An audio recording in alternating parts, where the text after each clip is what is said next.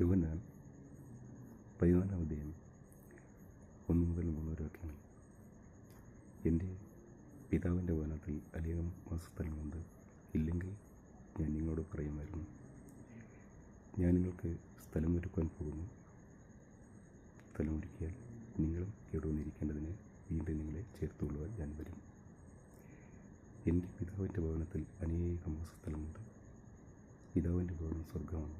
സ്വർഗത്തിൽ അനേകം വാസസ്ഥലമുണ്ട്. അവിടെ നിങ്ങൾക്ക് വേണ്ടി സ്ഥലം ഒരുക്കുന്നു. ഒരുക്കിയാൽ നിങ്ങൾ ഇവിടെ വന്നിരിക്കേണ്ടതിന് നിങ്ങളെ വീണ്ടും ചേർത്തുകൊള്ളാൻ ഞാൻ വരും. കർത്താവ് വീണ്ടും ചേർത്തുകൊള്ളാൻ വരുന്നത് കർത്താവിൻ്റെ 2-ാം വരവിലാണ്. ലോകത്തിൻ്റെ കഷ്ടപ്പാടുകൾ അറിഞ്ഞ കർത്താവാണ് നമ്മുടേത്.